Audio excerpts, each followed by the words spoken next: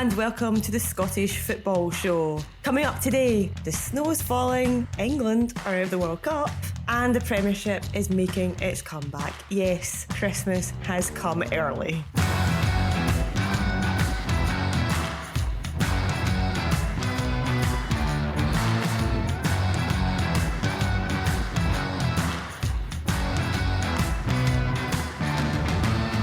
Yes, I am your host, not Andrew Slavin, but I am indeed Laura Brannan. And I'm joined this week by the ever-present, does all the dirty work, spine of the team. It's Findlay Marks. Hello, Finn. Hello, how you doing? All right. And of course, subbing in for Andrew this week, it is the ever-reliable super sub off the bench, Anthony Joseph from Sky Sports. How are you, Anthony? All good, thanks. Guys, there's been some amazing gifs and memes that have come out of the only story in town, obviously, from the weekend, Lily Blues. But a bit closer to home, what's been catching your eye this week? Well, Tony Mowbray talking about chocolate. He seems to love his revels and went into such detail about the coconut ones of the past and then the new ones that they brought in, and it was such a great part of the press conference and just showed like how down to earth he was. And he said even at 7 o'clock in the morning, if he's driving in, he always has an open packet in his car. I think a lot of people can relate to that. I know people who do that as well. I can appreciate this. I mean, as somebody who listens to a lot of press conferences, they get really boring. So yeah, a wee bit of insight is nice. And I did not know you used to get coconut revels. Same. I was going to bring this up. They sound amazing. Right? Yeah, but is it one of those things? Right, because also as well, right, I'm 37 years old, and the amount of people slightly older than me that still refer to a Snickers as a marathon. In my lifetime, I have no living knowledge of Snickers being called anything other than Snickers.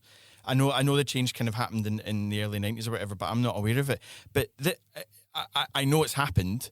But with this, I genuinely have never heard anybody talk about coconut revels before. Was it a thing? They sound amazing. Can they please come back? Yeah. It's quite controversial as well, isn't it? Because what is it, the celebrations are on this sale minus the bounties, because so many people have complained about them being part of the... But to me, that's the best one. Why would you ruin it? Oh, I think with the bounties, it's just that you can get packets without bounties in them. They're not getting rid of bounty and celebration boxes altogether. Good. It's not like the travesty of Greg's getting rid of macaroni pies altogether. You can still get both options. Sorry, you're saying you can get a bounty-free version of a celebrations box? Yeah. You'll get a celebrations box that's just like original and then bounty free. I'm kind of worried about like if somebody doesn't know you that well for Christmas and they get you like the safe kind of chocolate box option, but they don't know you well enough to give you the one without the bounty. I'd be gutted. Anyway, let's stick to football. Finn, have you seen anything that's not chocolate related? My favourite thing that I saw this week was Barry Brannan, who's now the captain at Sheffield Wednesday. He was on a Sheffield Wednesday podcast talking about signing himself on Football Manager on his Celtic save and then pretty much dropping himself immediately because he wasn't good enough for the first team. My favourite bit of information that came out of this little podcast thing that he did was the fact that he doesn't play the game as the manager called Barry Bannon.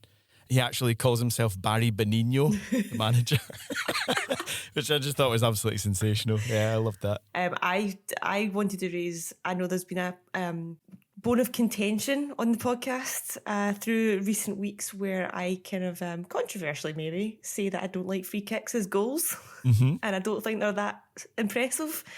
I just want to raise my hands here and say I've finally found a free kick goal that I think is impressive. The Netherlands scoring literally the last kick of the ball against Argentina to make it 2 each. Now, if anyone, and I'm surely everyone has seen it by now, the ball is passed into the player who just takes the most beautiful touch to drag it around, his body around, and slot it home. So it's not your top postage stamp screamer. It is just such a well-worked training ground move. And I think it was the fact that it was done in such a dramatic fashion as the last kick of the ball to take it to extra time. Yeah. It was mind-blowing. To me, it was one of the moments of the entire tournament so far. I was lying on the sofa hungover that day and it got me off my feet. I just stood up and I was like, wow, hands on the head. I was like, oh my God, what is going on? How amazing are these moments? These are the moments you live for in the World Cup when you're actually shouting at the TV to a side you don't care about. I love it so much. I think it's happened a few times at the World Cup before. Ironically, I think one of them was Argentina when they played England in 1998. I seem to remember scored a similar type free kick, which was a short free kick. You know, the player lines up as if he's going to hit it himself direct at the goal, but he actually plays it short to a player of his team that's been lining up in the wall, and he peels off and they score that way. And an even deeper cut for you, I remember Thomas Brolin scoring for Sweden at the 1994 World Cup in the USA with a really beautifully worked free kick like that, where he was hanging on at the end of the wall of the opposing team. I think it was Romania in the knockout stages. And the free kick taker goes to line up as if he's going to smash it, lays it off cutely to the side, and then Brolin just peels away from the wall, smashes it across the goal, and it goes in. There's a World Cup deep cut for you, Laura, as well. Love it. How are you guys enjoying the World Cup? Obviously, we've got only a couple of games left at this time of recording. It's almost all over. I'm actually heartbroken. Are you guys enjoying it as much as I am? Because to me, this is probably the best tournament I can remember. In recent years anyway. I'm enjoying it a lot more after the weekend, I can tell you that. I'm really, really going to enjoy the semi-finals. No particular reason. A lot less stressful now. It's just relief now, isn't it? We can relax. I can enjoy going to work. I don't care who wins it now. Morocco or Messi for me. Yeah, I think I'm the same. I think that's the two things for me. I would love. How amazing would it be if Morocco went on to, getting to the final would be sensational, especially beating France. But the teams that they've knocked out on the way or beaten along incredible. the way, Belgium, Spain and Portugal, they're there on merit. It's been astonishing. And obviously it's tasty with the match against France coming up as well. But I'm Team Morocco all the way. Oh, it's incredible because, you look at the list of teams that England have played in recent, and probably I think there's been lists going round of all the teams they've played in the World Cup, or any tournament actually in recent years, and none of them are impressive teams that they've beat, because it's always the bigger teams they lose to. And then you look at Morocco and they've just beat big team after big team after big team in just one tournament. I think it's, to me, a dream scenario would be Croatia-Morocco final. Obviously we're recording this before both the semi-finals, so this could be hideously out of date quite quickly, but to me that's underdog central. Plus I've got a soft spot for Croatia because of when I worked at Copa 90 and I did a documentary on them, and they came so close in the last tournament, obviously getting to the final. I would just love to see them, with that connection with them, I'd love to see them get over the line. And also with Morocco, I've got a kind of personal connection because one of the West Ham players is playing for them as well. So to me, I'm kind of bored by the whole Messi, Ronaldo, one of them's got to win a World Cup to crown themselves the best in the world. I don't care about that. It's too predictable for me. That's a wee bit boring. So yeah, I've absolutely well and truly planted my flag in both of those courts. Another amazing thing about Morocco, I read a piece today, it was really good. It was about this whole project that they started from 2007. The King put £12 million into a soccer academy and built all these state-of-the-art facilities and pitches and things like that. And his aim was that they reached semi-final or final by 2022. Wow. So wow. I just love hearing stuff like that. I remember doing a piece when I was working back in Scotland on the Clairefontaine Centre in France and how they'd been knocked out. I'm going to have to try and remember. They'd been knocked out of something in the late 80s, and they had a 10-year plan to go and win the World Cup by 98, and then they did win the World Cup in 98. I know France, a much bigger footballing nation and everything, but I love those kind of stories where someone has that kind of vision and that kind of a project that that works as well. Yeah. And especially when it's a country like Morocco, who are not known for being at the latter stages of major tournaments like the World Cup. So it's just, I just thought it was a really good thing to see. Is there any way we can get this guy's mobile number and give it to Rod Petrie at the top of the SFA and see if we can get ourselves to a World Cup semi-final or a final in the next 15 years or so? You mean King Mohammed of Morocco? Yeah. That is actually it. He's got to have a mobile phone, right? We can definitely we've got the contacts. We can put him in touch with Rod. Let's keep it more. Let's bring it back to Scottish football again. What has been hitting the headlines this week? Yeah, well, there's some news coming out of St Johnstone this week. Major shareholder Jeff Brown is going to donate some of the proceeds of his sale of the club to their community trust. So it means all the money is basically being kept in St Johnstone and the work that the community trust does. And it's great. It's very selfless from Jeff Brown, but it's for a club like St Johnstone, it's really important. Obviously, not one of the bigger clubs, the more well-supported clubs. And Perth always gets everyone. When they talk about St Johnstone and Perth, they always say, "Oh, Perth isn't a football town, or it's not like a massive football area." So the work that the community trust does is always really important about getting St Johnstone's name out there and constantly trying to get that community feel with the club and its people, the people of Perth. Yeah, it's class. Finn, have you seen anything recently? Oh, just one thing that was in the news this week. Leon King signing a 2-year contract extension that will keep him at Rangers until 2026, which I think is a really good bit of business. He'd been, even before he signed his first professional contract, he was courting a bit of attention.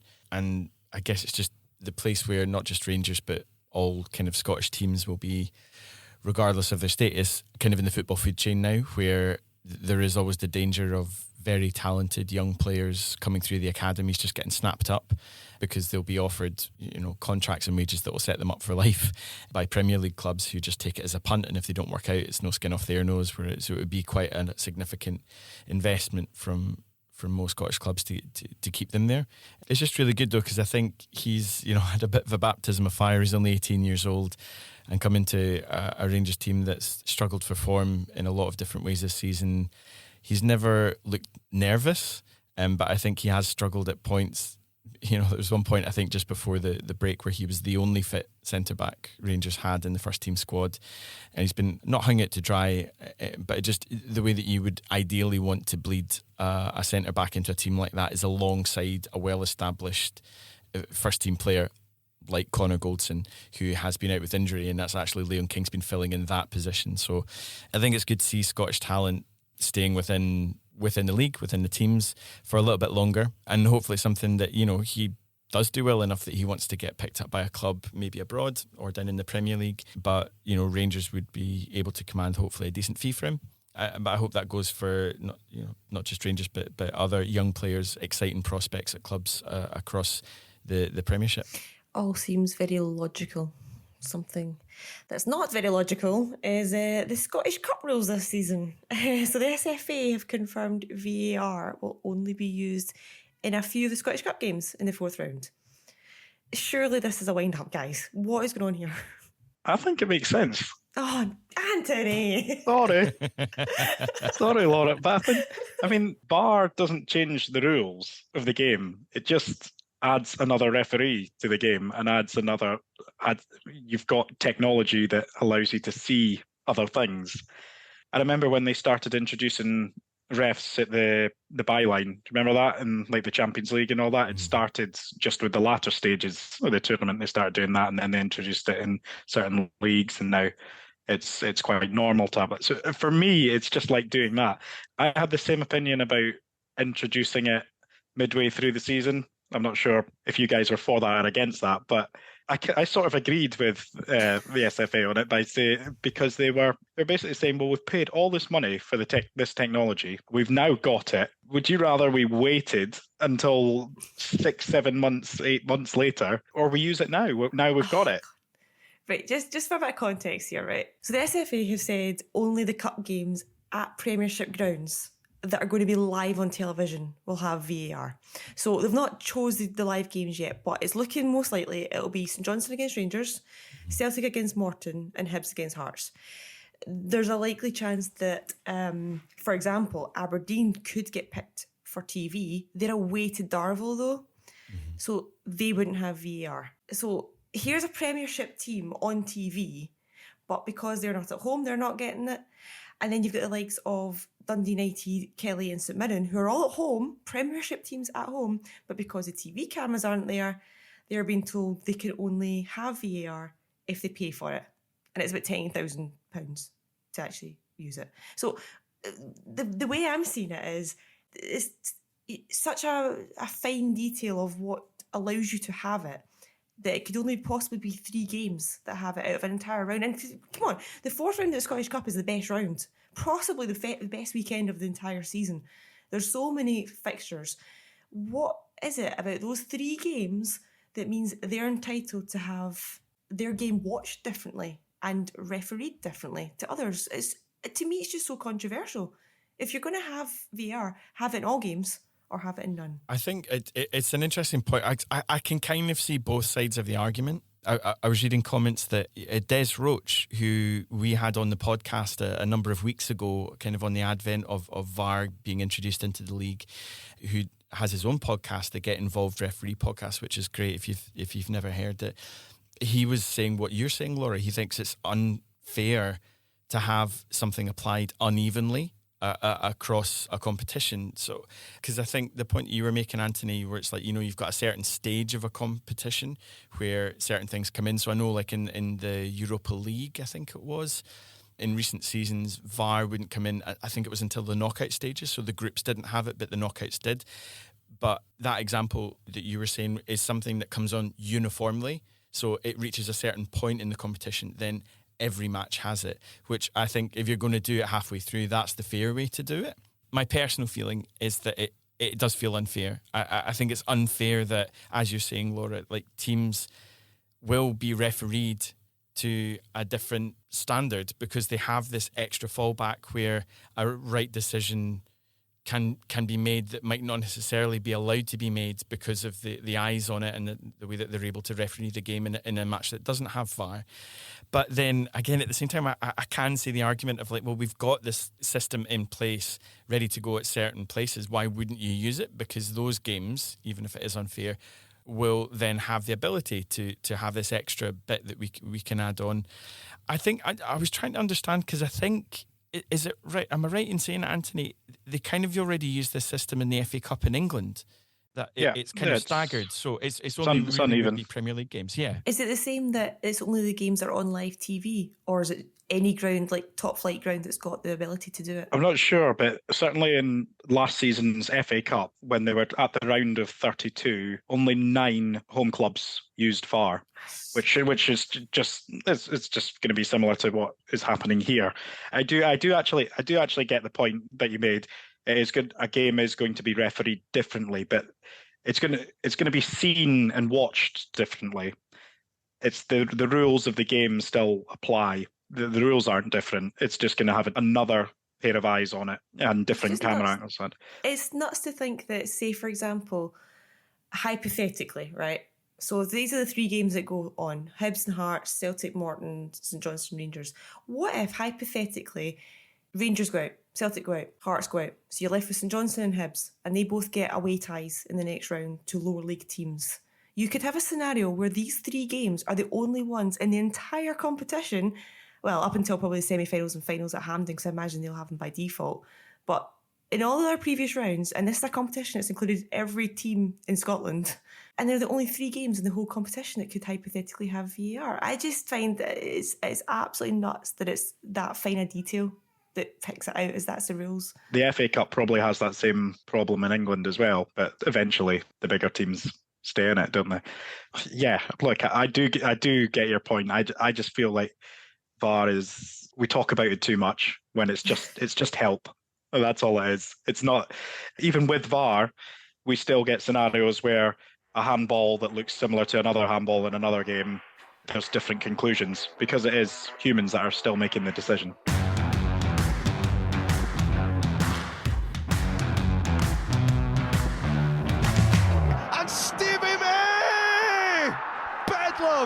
Chaos, euphoria in the away stand, blue limbs everywhere. It's been a whole month since the Premiership teams were in competitive action, and they make their way back this weekend. In fact, they make their way back just before this weekend because Rangers are hosting Hibs first. They're up on Thursday night. Finn, a lot has changed for Rangers during the break. How are they shaping up ahead of this one? I think it's slightly difficult to know exactly how they're shaping up. But yeah, I think the changes that have happened, obviously Giovanni van Bronckhorst leaving the club and Michael Beale being installed as the new manager, they definitely seem to have given an air of optimism, I think, or renewed optimism among the support. Certainly Michael Beale, I think, I mentioned this in the podcast the other week, but he's been saying all the right things. Whether or not that translates to results on the pitch is remains to be seen. But he's assembled quite an interesting, intriguing back team at Ibrox, I think. And yeah, it'll be interesting to see what happens. They had a friendly against Bayer Leverkusen at Ibrox at the weekend and won 3-0, which I thought was quite impressive. I mean, you always take a result in a friendly with a pinch of salt because it's more about the exercise. And he said something interesting after the game where he kind of felt the match, he felt almost kind of got in the way of doing all the prep that he wanted to get done before the game against Hibs. But I think 3-0 against a team of Leverkusen's quality can only really be seen as a good thing. There were no injuries during the game. Malik Tillman scored a double, and it's interesting because I think Beale's identified him as a player. He didn't outright say it, but I think he kind of in a roundabout way said he's been played out of position. He doesn't want to play the position that he's been playing so far this season. And I think Rangers can unlock something there, which is a goal-scoring midfielder. It could be a real exciting, important aspect of their arsenal for the second half of the season. Anthony, Hibs didn't exactly go into the break on sparkling form, did they? I think they won only one in their last 5 games. What have they been up to during the break? Yeah, well, Lee Johnson was basically saying he was quite glad for the break to come along. They needed a few players to have a rest. Some teams have had longer breaks, some have had shorter. Hibs seems to be one of the shorter ones. They played a few friendlies as well. They beat Wraith Rovers 1-0 in a friendly. I guess a blow for Lee Johnson was Martin Boyle ruled out for the rest of the World Cup for Australia and will be out for a wee bit for them. So he's going to have to try and find a replacement. But I think he'll be happy that a few other players are back. Should be a great game under the lights. I'd be silly not to plug it. That's live on Sky. So Hibs have been involved in quite a few of these Friday night games. I remember they played against St Johnstone. That was quite a good game, and Aberdeen as well up at Pittodrie. That was a thriller. There always seems to be drama when Rangers play Hibs, doesn't there? So it'll be a great opening return for the Scottish Premiership. Bridging the gap nicely as well after 2 semi-finals in the World Cup. I mean, it's always a bit weird when you go into the next night afterwards and you're like, my life's so empty, I don't have a game. So yeah, I'm kind of grateful actually that this game's on Sky. Looking forward to it. Then on Saturday, Aberdeen host Celtic in the lunchtime kickoff. So it's third versus first. But Jim Goodwin's already flagged up that he's after, was it some defensive cover, some sort of backline duty on his shopping list when the transfer opens, hasn't he, Finn?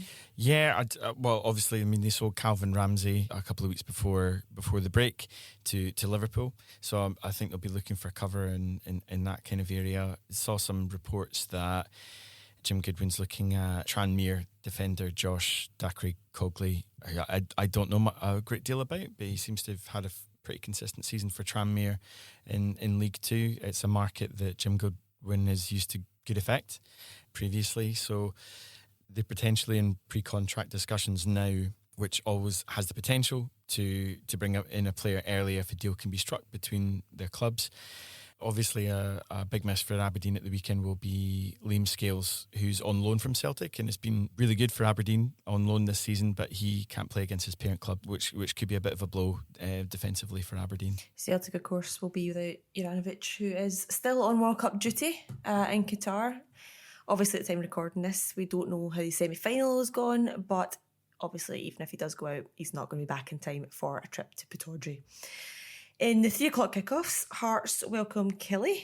Anthony, how have Hearts been getting on over the break? Apart from getting into scraps in Spain, which was still one of the best stories to come out of Scottish football during the break. You say apart from that, I think that's all that's all there is to talk about. That's all we care about. Yeah, exactly.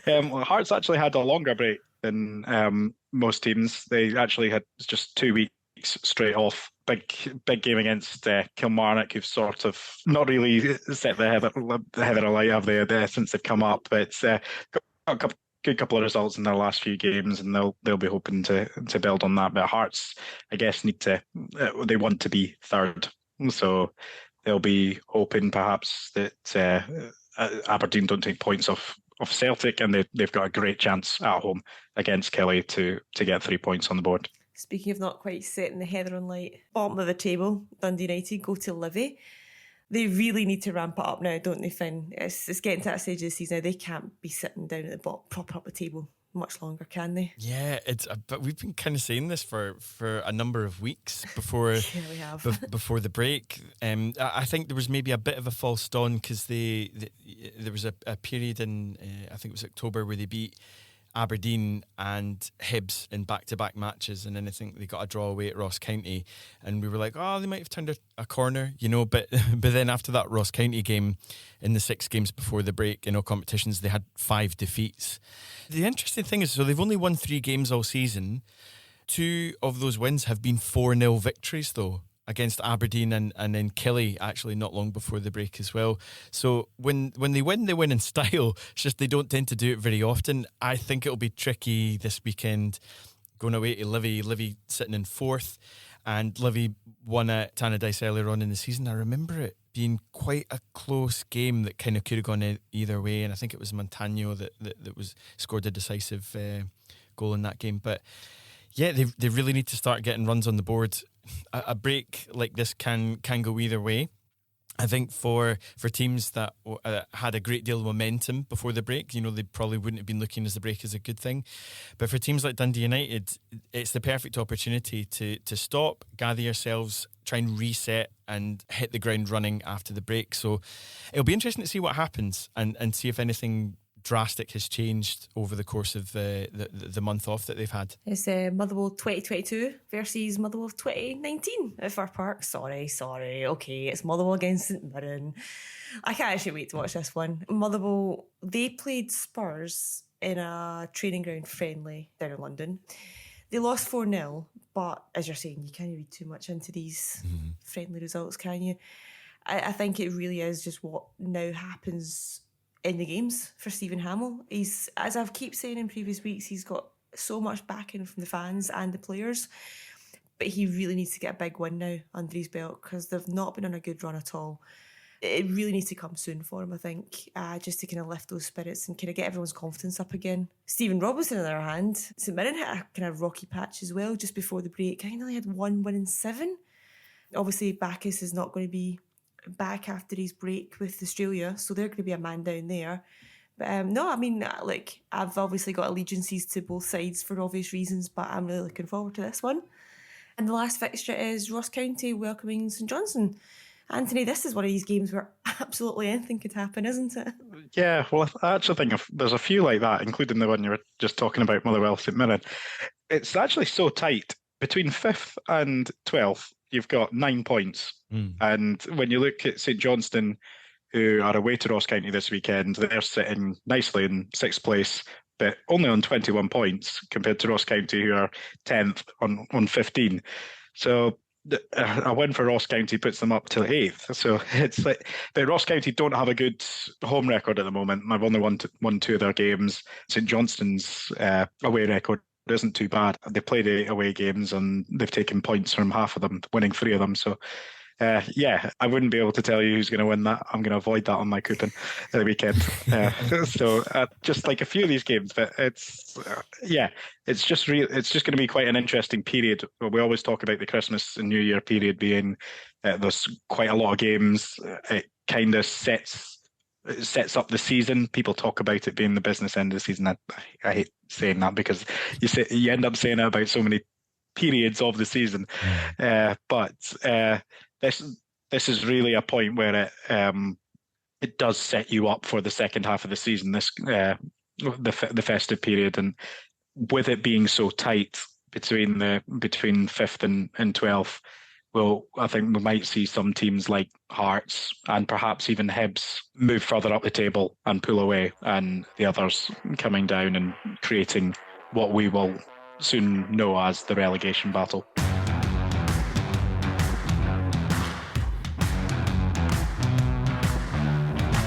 You think I'm going to answer a stupid question like that? Dundee booked their place in the quarterfinals of the Challenge Cup last week with a 3-0 win over Falkirk, but it's their league form that will be keeping the confidence high at Dens Park right now.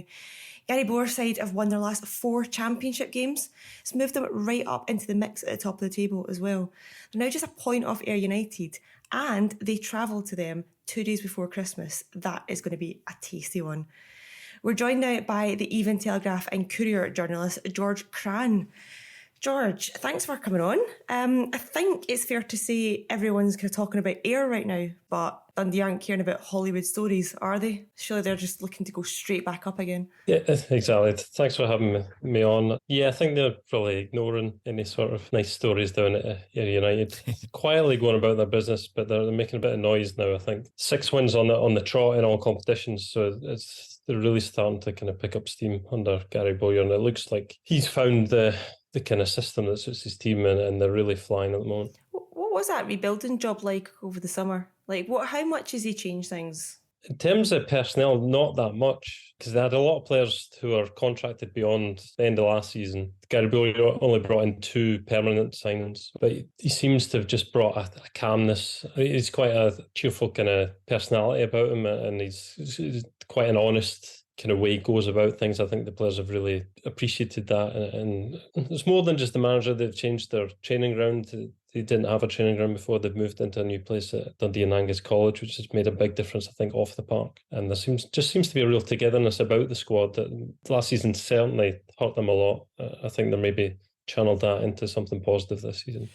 Just one question I wanted to ask, talking about last season. I just wanted to get your opinion on the way that the club replaced James McPake midway through the season and brought in Mark McGee. It was kind of something that raised maybe a few eyebrows at the time. I know Dundee hadn't been playing particularly well under McPake. Was it something that surprised you when they brought in McGee halfway through the season? Yeah, it certainly surprised me when they sacked James McPake, because I was actually on holiday from work, so it was my very first day off, and suddenly the Dundee managers got sacked, so the off is cancelled. The timing was absolutely horrendous. Yeah. I think, I'm trying to remember the exact form, but he'd won his last 2 games. That's right, yeah. He'd won at Tynecastle, yeah. And then he won a cup match up at Peterhead 3-0. And it seemed like things had maybe turned a wee bit much more positive, and it looked like they were maybe getting back on track. And then suddenly this kind of bombshell comes. They decide to get rid of James McPake and bring in Mark McGee, who not sure it was anyone's pick outside, maybe who was actually making the decisions. Yeah. And it obviously didn't turn out well. It had a big negative effect on the playing squad. I do know that for certain. Just the shock factor, I think. The players were certainly playing for James McPake and liked him. I don't think they appreciated the way things ended. And then Mark McGee was just the wrong fit. Yeah. Don't forget that he had a suspension hanging over his head when they brought him in of 6 matches, which it was just bonkers all around, I think. Absolutely bizarre. As well, in the summer, you've talked about 1 or 2 of the players that were coming in and out. A noticeable difference from the side would be Charlie Adam leaving the club. Has that taken a bit of time to figure out a way to find a system to play without him being in the team? Because he was so pivotal, not just last season, although it was a slightly difficult season, but in his time before that, like, he was instrumental in getting the club back up to the Premiership. Has it been difficult losing a player of that ability and that aura, I guess, around the club too? He was certainly a player with massive influence on the team and the club as a whole. I think the way he went about his being a footballer and his kind of personality and attitude, and when you speak to him about football, you could kind of see how he got so far, and I think that rubbed off on the players that were there as well. How did it feel watching Jason Cummings struggle to make it back to Dens, and now watching him at the World Cup for Australia? It was incredible, to be honest. I absolutely loved it. He was always a joy to interview. I'm sure that anyone who's interviewed him knows it was always good fun. And he was a good player at Dundee. He played a big part in Dundee getting promoted. He scored some really important goals in their run. They got them up through the playoffs. And then, to be honest, not getting a game for Dundee a year ago, I'm not sure how much of a surprise it was. I always felt that Jason Cummings was a player who was better in a team that was challenging for a title or at the top end of a league, rather than a team that's scrapping at the bottom and need a kind of old-fashioned target man, I guess, that holds the ball up and gets the team up the park. If you got a chance, Jason Cummings would stick it away. But I think the move to Australia certainly suited him, I think. And obviously it's worked out quite well in the end. He was on the pitch against Mbappe and stuff like that. So he'd learnt the words to the national anthem as well, hasn't he? He was belting it out. Just finally, George, what's the latest on the new stadium? What's the feeling among the fans about moving to a new stadium? Oh God, a new stadium. it's been going on for so long. The feeling is certainly that it's moving forward much more now than it has done in the past. I don't think they've put planning permission in yet, but it's coming pretty soon. So it certainly feels a lot closer than it has done for a long time. Because I do remember chatting to John Nelms maybe 2017, and they said there'd be a spade in the ground in 2018, and now we're 2022, and it's not arrived yet. I think overall, from what I could see, fans are kind of welcoming the chance to maybe move into a new stadium. Dens is looking pretty tired and old. There are a few that don't want to move just because it's been the club's home for over 100 years. And the main concern that fans have at the moment is that the plan is to buy back Dens Park. Dens is owned by a local businessman called John Bennett, and there's been a kind of deal agreed with him and the Dundee's owners to buy that back. And then their plan is to sell the land, use some of that money to help fund the new stadium over at Camperdown Park. And then in the meantime, obviously they wouldn't have a home, they wouldn't have Dens Park to play in, and the new stadium would hopefully be getting built at that point. That's the plan, that there won't be a big gap. They're going to have to ground share at some point, I think. Fans are concerned what happens if they sell Dens Park and the construction hasn't begun there and they end up homeless. John Nelms has said Dundee will not be without a home, but I think fans just want reassured on that front, that they don't end up like Clydebank or I think Coventry down south that are having real troubles with their stadium. I think there's just a bit of concern. And obviously the history of Dundee and the problems they've had with owners over the years, there's just a wee bit of concern there, I think, as well. But overall, it's positive, I would say. I just want to come back to what's happening on the pitch just now as well. Laura mentioned at the top of the interview the game coming up away at Ayr United, top of the table clash just before Christmas. Do you think that could be a bit of a marker to put them in contention for the title if they go there and get a result at Somerset Park? Certainly, yeah, I think so. They didn't enjoy their last trip down to Somerset Park. That was near the start of the season and got turned over. That was a really poor night, one of the lowest points of the season. They had another very low point at Cove Rangers, which was their last defeat in the league. They've got Cove before Ayr this Saturday, Dens Park. So I think these two games are two they want to put right. Dundee have won the last 6 in all competitions. They haven't won 7 in a row since 1974, something like that. So kind of shows the kind of run they're on, that Dundee haven't had many runs like this in the past. If they can keep it going, I think they're favourites to win the title. I don't get to watch Ayr United every week, so I can't say how good or not they are, but I think it's certainly between those two. But I fancy Dundee just purely for the size of squad they've got, the depth they've got. They've been really struggling with injuries the last couple of weeks. I think that 7 or 8 missing at Falkirk on Thursday. They couldn't fill the bench and they still won that game 3-0, which kind of shows that the quality they've got. They've had quite a few players missing and they're still putting wins on the board. That's all from us this week. Enjoy your Christmas parties, enjoy Scottish football coming back to normal, and watch out for Harry Kane's ball landing on your head. I think it's still on its way back down. We'll catch you next week.